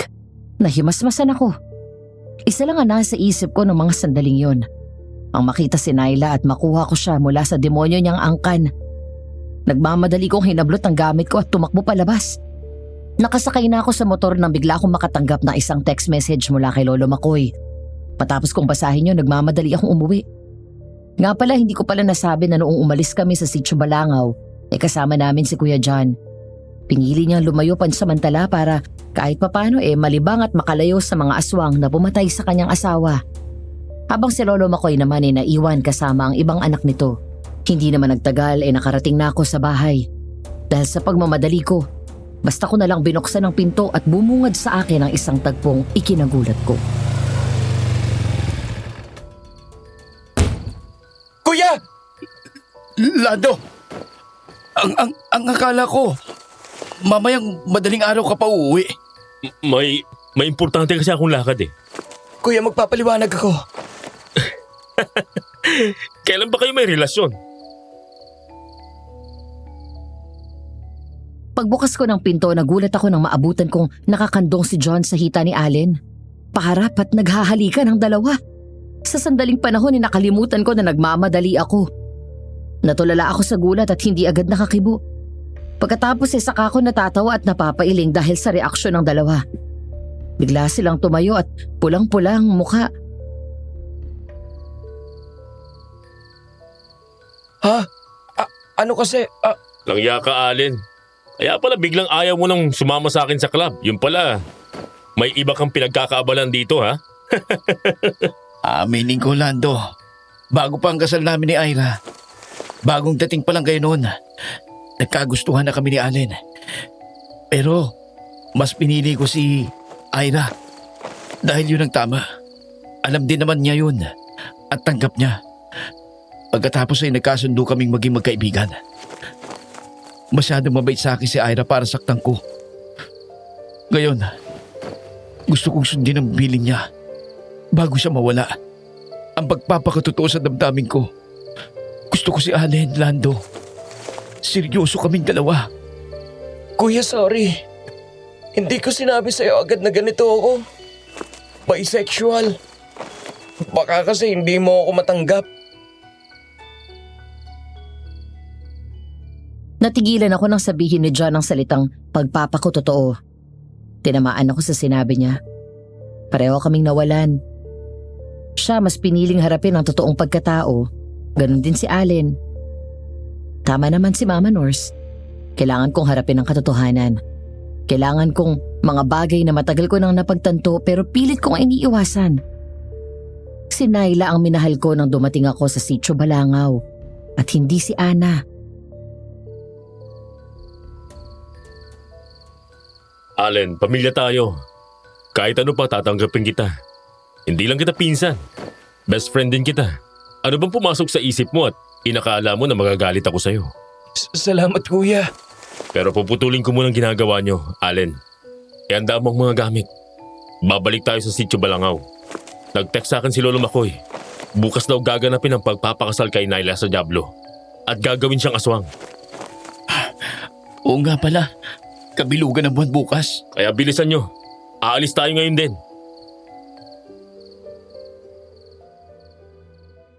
Dahan-dahan akong sumilip mula doon sa pinagtataguan kong malaking puno. Nasa likod ko si Allen at pareho kaming may hawak na armas. Nakasabit sa bewang ko ang bolo at nakaikot sa katawan ko ang buntot pagi habang may hawak akong shotgun. Ngayon siniguro namin na may extra kaming bala habang si Allen naman ay may hawak na itak. May nakasukbit din itong pana at palaso. Samantala mula sa likod ng pinto ay nagmamadaling lumabas si Aling Mercy, ang nanay ng kambal. Dala ang 2 bag. Kasama rin namin si John at siya ang sumalubong sa matandang babae. Lando! Si Naila ho. May problema tayo, Lando. Ano ho yun? Waga nilang dinala sa bundok si Naila, pati yung mga babae. Ano? Allen, halika na. Bilis! Sumama ho kayo kay Kuya John. Doon muna kayo sa bahay. Nang tumingala ako, doon ko lang napansin na lumabas na pala ang maliwanag at bilog na buwan. Hawak ang sulo, mabilis kaming tumakbo papunta sa lugar kung saan gagawin ang ritual. Habang tinatahak namin ang daan, may mangilan-ngilang aswang kaming nakakasalubong. Bala ng shotgun at pana ang sumasalubong sa kanila. Hanggang sa wakas ay nakarating na rin kami sa burol. Maingat kaming nagtago ni Allen sa likod ng malaking puno. Mula doon ay nakita namin ang kaganapan. May altar na demonyo sa unahan. Malaking bonfire sa gitna. Sa ibabaw ng mahabang mesa ay may isang kawawang lalaki. Patay at wakwak ang tiyan. Nakaluhod ang 6 na babae kasama na doon si Naila. Habang si Mang Romeo, ang tatay niya, ay nakatayo sa harap. Si Ellen naman ang nagsasagawa ng orasyon. Si Naila naman ay panay ang pagwawala.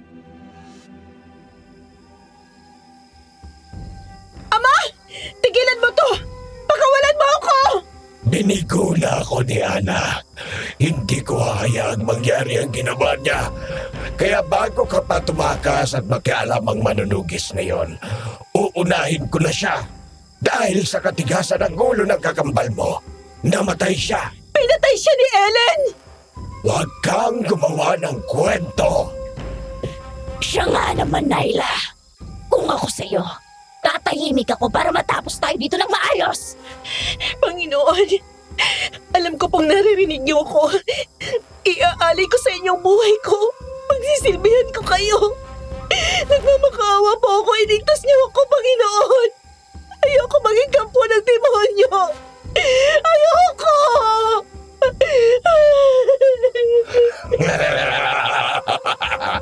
Wala na magagawa yung dasal mo. Hawakan niyo ang babaeng yan at painumin niyo ng dugo ng tao! Huwag! Bitawan niyo ako! Ayoko! Huwag! Lando!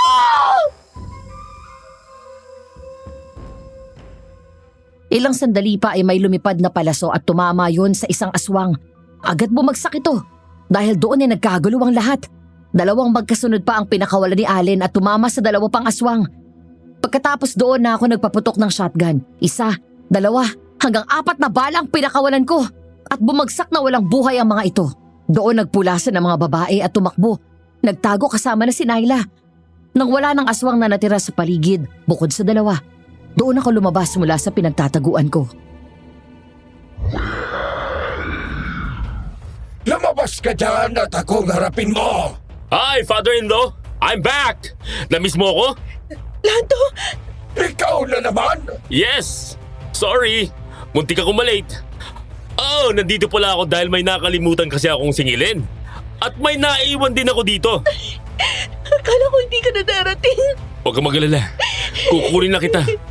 Sorry pero bala kong patay ng tatay mo ngayon. Ellen, wag mag-aalay, bantayan mo. Kayong 5! Sigurado ba kayo na isasanlaan nyo ang kaluluwa nyo sa demonyo? Kapag naging aswang kayo, anong gandang idudulot nun sa inyo? Paiikliin nyo lang ang buhay nyo dahil kapag naging aswang kayo, mamamatay at mamamatay kayo. Hindi man ako, kundi ng ibang tao. Huwag mong lasunin ang isip nila! Kayo ang unang lumason sa isip nila. Ayaw nyo ba ng ordinaryong buhay? Hindi dahil may dugong aswang kayo. Ibig sabihin ay magpapakalunod na kayo sa kasamaan.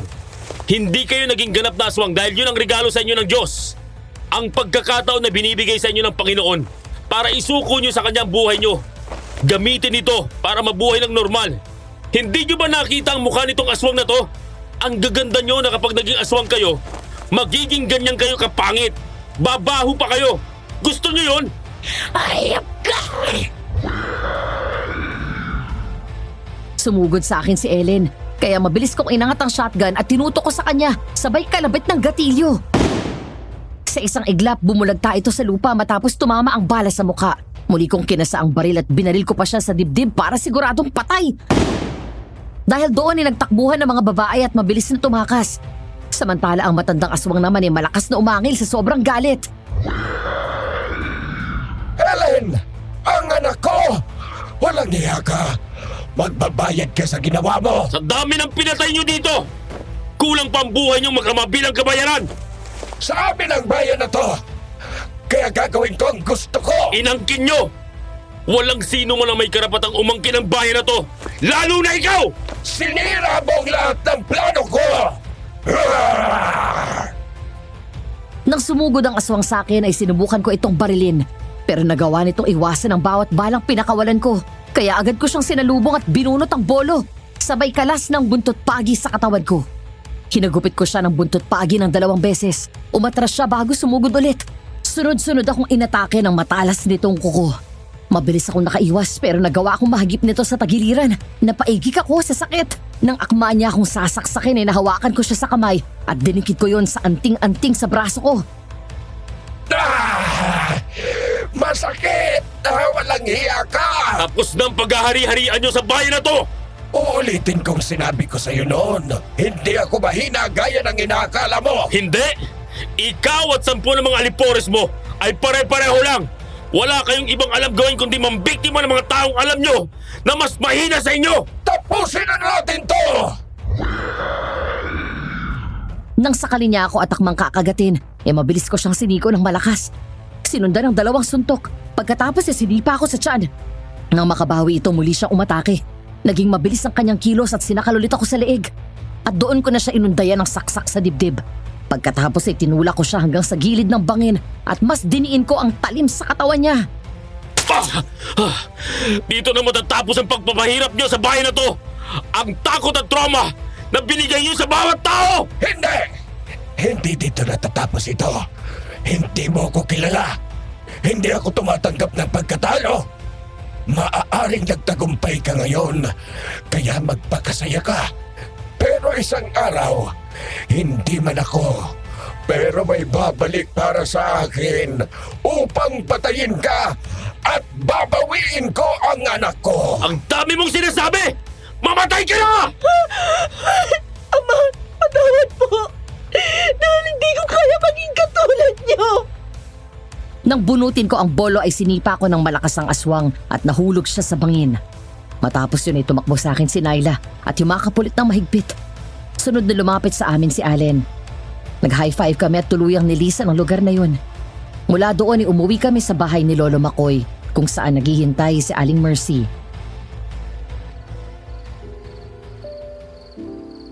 Kumusta? May nahanap ba sila? Meron po, Lolo. Personal po akong sumama. Kaya nakita ko mismo. Kasama ko yung mga pulis at mga tauhan ni Kapitan. Nakita ko po ng malapitan na patay na ang aswang. Mataas ang binagsakan niya. Kaya nagkalasog-lasog ang katawan. Nakita siya sa ibaba mismo kung saan hinulog ni Kuya kagabi yung aswang. Salamat sa Diyos. Wala na ang aswang. Hindi ko inaakala na maaabutan ko pang makakalaya ang bayan na ito mula sa pagpapahirap ng mga aswang na yan. Utang namin sa'yo ang buhay namin, Lando. Hindi po ako Aling Mercy. Ginamit lang po ako bilang instrumento ng Diyos. Salamat, Lando. Ngayon ay nabigyan ng sa wakas ng katarungan ng pagkamatay ni Ira. Wala ka naman. Trabaho ko yun bilang manunugis. Siguro, isa rin ito sa mga dahilan kaya dinala ako dito sa paghahanap ko kay Ana. May mission pala ako. Hindi lang yun, Kuya. Kung hindi dahil kay Ate Ana, hindi kayo nagkakilala ni Ate Naila. Hindi ka man niya minahal, bumawi naman sa kapatid. Oo nga pala. Maiwan ko na muna kayo at mag-uusap lang kami. Sige na. Para magkaayos na kayo. Kami na ang bahala dito.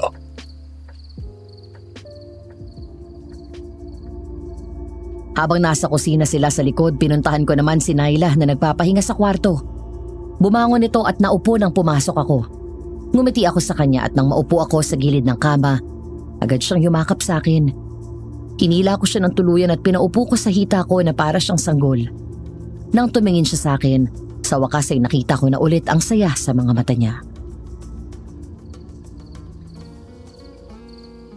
Bakit mo ako binalikan?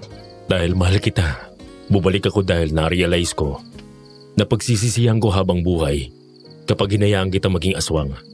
Alam kong magsisisi ako kapag hinayaan ko mawala ka sa buhay ko. Ang akala ko, mahal mo ako dahil si Ana nakikita mo sa akin. Yun din ang akala ko. Pero nang umalis ako at nalayo ako sa'yo, sa loob ng 2 linggong hindi kita nakita at nakausap, hindi ka nawala sa isip ko. Mula nang dumating ako dito at nakilala kita, ang akala ko, na-inlove ulit ako kay Ana dahil sa pagbabagong nakita ko sa ugali niya. Yun pala, ikaw na yun. Wala akong kamalay-malay na sa'yo na pala nahulog ang puso ko. Akala ko hindi ka na babalik eh. Wala eh. Mas malakas ang tama mo sa akin kaysa sa kapatid mo. Talaga? May sasabihin pala ako sa'yo. Ano yun? Sa una pa lang medyo nagduda at nahalata ko na hindi ikaw si Ana. Bakit wala kang sinabi? Hindi ko naman kasi alam na may kakambal siya. Ang akala ko lang, napapraning ako. Masyado masikretong kapatid mo eh. Wala akong alam halos tungkol sa pamilya niya. May mga napapansin akong sinyalis gaya ng kung paano ka humalik, ibang-iba sa kanya. Yung ugali mo, hindi marunong tumawa yun eh. Ikaw naman masayahin. Ako din may aaminin. Ano yun? Ako nagpadala ng postcard sa'yo. Talaga? Nung buhay pa si Ana, minsan na niyang binanggit na manunugis ka. Sinabi ko nga sa kanya na magpa-rescue kami sa'yo pero ayaw niya. Wala na raw siya mukhang iharap sa'yo pagkatapos ng mga kasalanan niya. Na-curious ako nun kaya nagpakwento ako sa kanya tungkol sa'yo. Tapos ayun nga, habang palapit ang kabilugan ng buwan, wala na ako ibang maisip na paraan para hindi ako maging aswang. Kaya nagpadala ako sa'yo ng postcard. Alam ko mali na ginamit ko si Ana. Nung buhay pa kasi siya, nasabi niya sa akin na hinahanap mo pa rin siya. Kaya naisip ko na gamitin yon para puntahan mo ako, tulungan ako makatakas dito. At yung pagpapanggap mo, Wala yun sa plano. Hindi ko nga inakalang papatuloy mo yung pagpapadala ko ng postcard eh. Nawalan lang talaga ako ng chance na sabihin sa'yo. Hanggang sa na-enjoy ko yung company mo. Tapos natakot ako umami sa'yo dahil baka magalit ka. And then, ayun, na-inlove na nga rin ako sa'yo. buti nga't ginawa mo yon. Kung hindi, baka aswang ka na ngayon. Habang ako, baka naghahanap pa rin sa wala. Nga pala, sinabi ba ni Ana kung anong trabaho ko bukod sa manunugis? Oo, male stripper ka, di ba? Oo, yun nga ang trabaho ko. Okay lang ba yun sa'yo? Ewan ko. Siguro kapag napanood na kitang sumayaw sa stage, saka ko pala masasabi kung okay ba sa akin o hindi. Sa pagbalik ko, isasama kita. Okay. Dahil nasamahan mo ko, gusto ko ulit magsimula ng buhay ko. Ngayon kung okay lang sa'yo, gusto ko nakasama kita sa buhay na gusto ko ulit buuin. Oo. Sasama ako sa Lando. Kahit saan. Matapos ang gabing yon ay unti-unting nawala ang mga aswang sa Sitio Balangaw.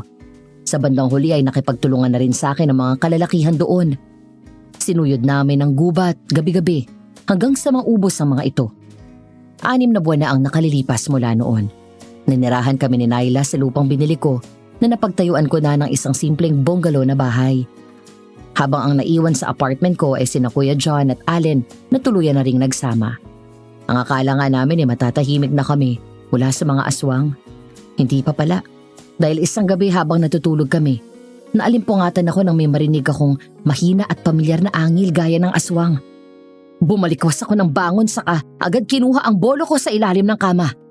Ilang sandali pa ay nagising na rin si Naila. Love, bakit? May nakapasok na aswang. Aswang? Paano magkakaroon ng aswang dito? Nasa malayo na tayo ah. Hindi ko rin alam. May garapon ng asin sa ilalim. Kunin mo.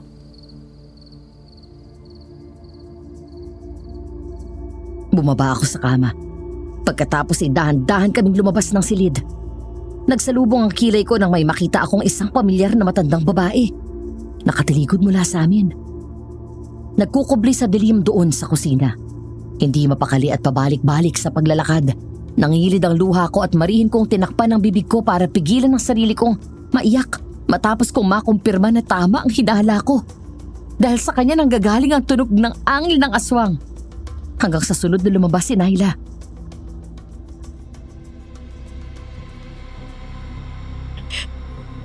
Nay?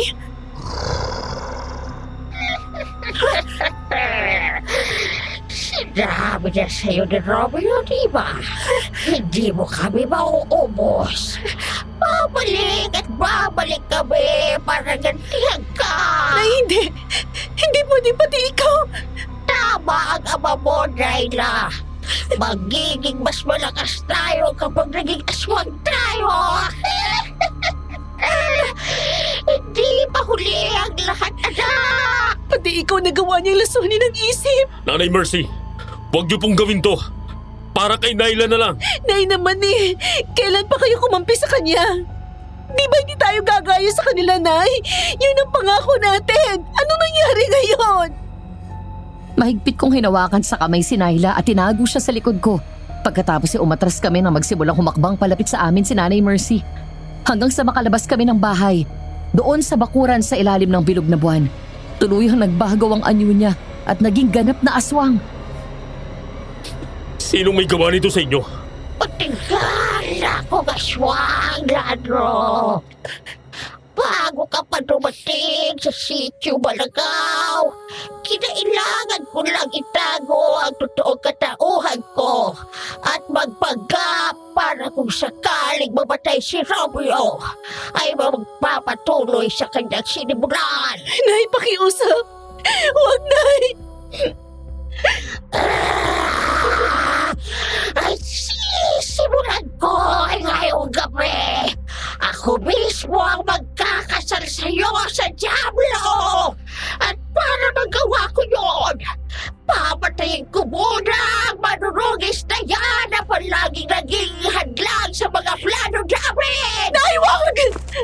Nanay Mercy! Ayokong saktan ka! Nay, nagmamakaawa ako! Wag! Nay! Naila, takbo! Sa dami ng aswang na napatay ko, yun yata ang pinakamahirap na laban na hinarap ko. Dahil ang kalaban ko mismo ay isa sa mga pinakaimportanteng tao at mahal ng babaeng mahal ko. Sa loob ng ilang buwan naming pagsasama sa iisang bubong, pakiramdam ko nagkaroon ulit ako ng isang ina. Kaya kahit patayin niya ako, hindi ko magagawang saktan si Nanay Mercy. Sa halip na sumugod gaya ng palagi kong ginagawa, tinapon ko sa isang tabi ang bolo at magkahawak kamay kaming tumakbo ni Naila. Hanggang sa nagulat ako nang makitang malapit na niya kaming maabutan. Doon ko na itulak si Naila, kasabay ng pagtalon sa akin ito. Napahiga ako sa dumuhan habang nakasakay siya sa akin. Hawak ko siya sa leeg at pilit na inilalayo ang mukha niya sa akin. Naila, lakasan mong loob mo. Kapag kinagat niya ako, saksakin mo siya. Nandun ang bolo. Pagkatapos ay isunod mo ako.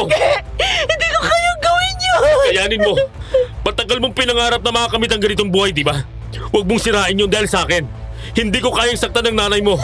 At ayoko maging aswang para lang ilagay ko ang buhay mo sa panganib. Lando, hindi ko kaya! Kayanin mo. Ngayon na. Hindi ko na siya kayang pigilan.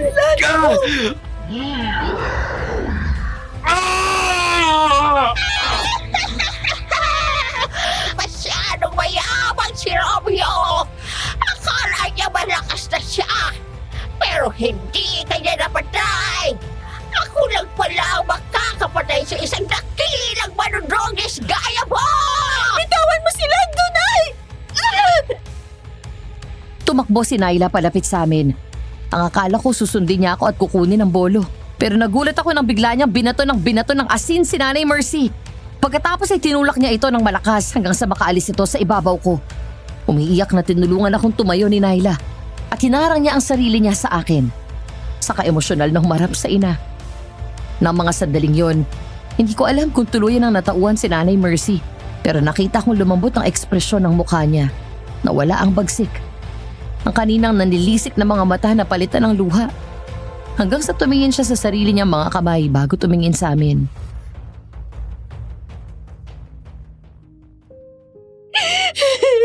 Hindi kita kaya saktan, Nay. Pero hindi rin ako papayag na saktan mo siya. Lalo na patayin siya. Patawarin niyo po ako para hindi ka kakayanin kapag nawala siya sa buhay ko, Nay. Naila, Lando, ikaw na bahala sa anak ko. Nay, ano gagawin mo? Nanay Mercy. Nay! Huwag! Nanay Mercy! Nay, wag! Sa tabi ng puntod ni Ana, nilagak namin ang abo ni Nanay Mercy. Hindi naging madali para kay Naila na tanggapin ang lahat. Matapos ang huling habilin na yon ni Nanay, nagulat na lang kami nang damputin niya ang bolo. Bago pa ako makatakbo palapit ay mabilis niyang ginilitan ang kanyang leeg. 1 taon na rin mahigit ang nakalilipas mula noon. Dahan-dahan ay nakarecover si Naila sa lungkot at naging malaking tulong sa kanya ang pag-aasikaso ng nalalapit na kasal namin. Nakalimutan ko palang banggitin na tinupad ko ang pangako ko noon kay Naila nung gabing napatay ko si Mang Romeo. Pagbalik ko ay sinama ko siya sa club at ipinakilala ko siya sa mga kasama ko sa trabaho. Nakita niya ang ginagawa kong pagsasayaw. Pag-uwi namin nung gabing yon, hindi niya ako kinausap. Tapos biglang umiyak pagdating namin sa apartment. Yun pala ay selos na selos siya sa mga babaeng sinasayawan ko. Sa halip na magalit o mairita. Natuwa pa ako at kinilig. Nasanay ako na walang pakialam si Ana kahit gumiling ako sa harap ng ilang babae o bading magdamag. Kaya para mapanatag ang damdamin ng mahal ko, tuluyan na akong huminto sa pagiging male stripper at ngayon ay may pinapatakbo na kaming sariling negosyo. Love, Nandito ako sa kusina. good morning. Kanina ka pagising? Mga 6:30 siguro. Mag-toothbrush ka na muna at maghilamos. Nakain na ako at kakain na tayo ng Ano ba? Baka makita tayo sa labas. Hindi yan. Nakasarado naman ang pinto eh. Kiss lang naman eh. Okay na. Sarap naman. Mamayang gabi, bibigyan naman kita ng free show. Kikiling ako ng ganito. Oh. Ikaw talaga. Thank you, love.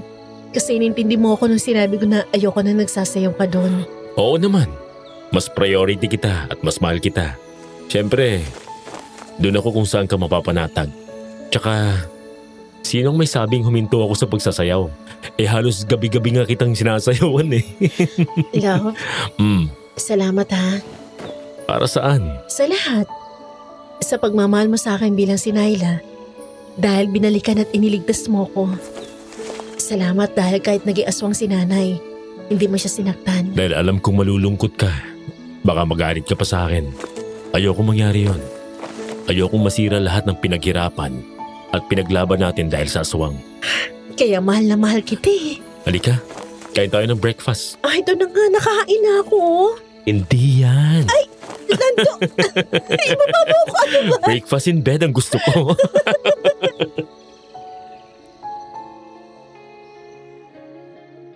Madam Venus, may isang bagay akong natutunan mula kina Ate Ira at Kuya John. Yun ang pagiging totoo sa sarili at sa tunay mong nararamdaman. Yun din ang dahilan kaya ako bumalik kay Naila. Nang dalhin sa paghahanap ko sa babaeng hindi naman ako kailanman minahal. Natagpuan ko ang babaeng totoong nagmahal sa akin. Hindi naging madali para sa amin na tuluyang makamit ang kapayapaan. Maraming pagsubok, maraming luha at maraming buhay ang nawala. Ngunit lahat yun ay nalagpasan namin. Salamat sa tulong at gabay sa amin ng Panginoon. Hanggang dito na lang at sana'y nagustuhan ninyo at may natutunan kayo sa aking kwento. Maraming salamat po at more power sa Aswang Diaries. Nagmamahal, Lando.